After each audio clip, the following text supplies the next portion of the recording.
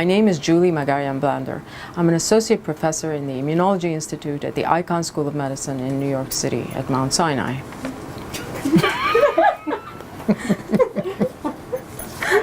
Why aren't you reading? Just read it. Wait, I don't know where I work.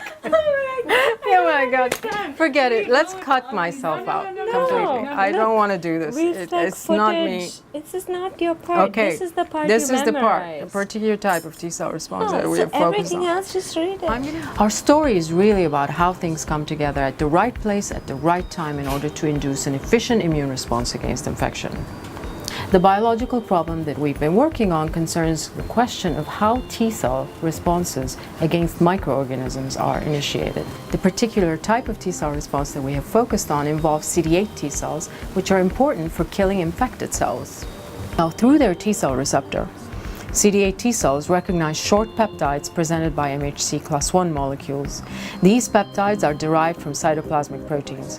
When cells are infected with an intracellular microorganism like a virus, their MHC class I molecules now present peptides derived from the virus. CD8 T cells specific to the microbial peptides can then identify those infected cells and kill them.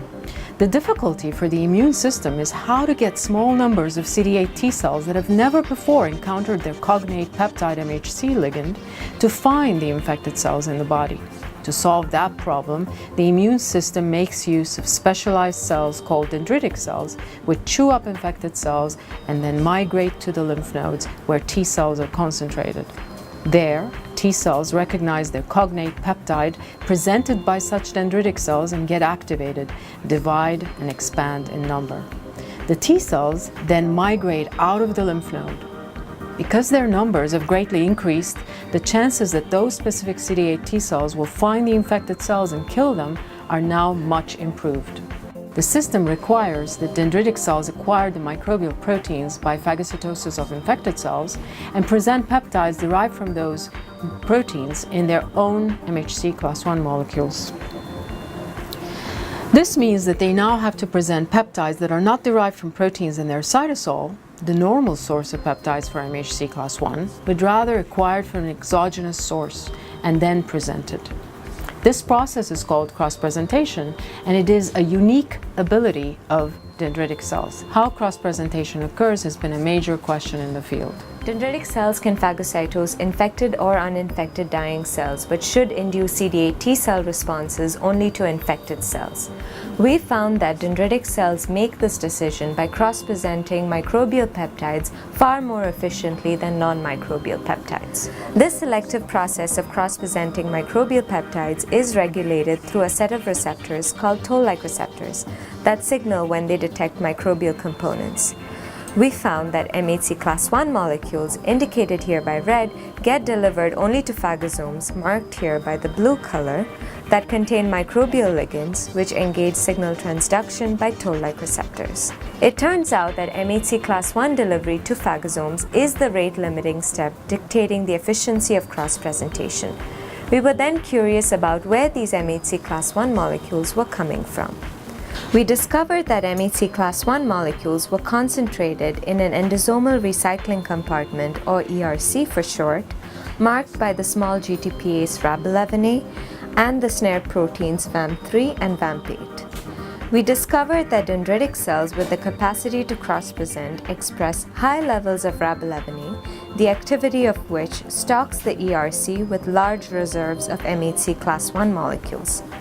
When dendritic cells phagocytose cargo like uninfected cells that lack the ligands for toll-like receptors, these ERC-resident MHC class I molecules fail to get recruited to the phagosomes.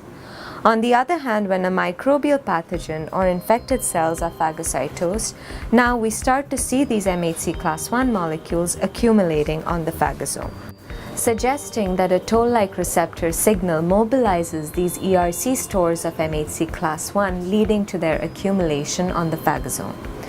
So what is the nature of this signal?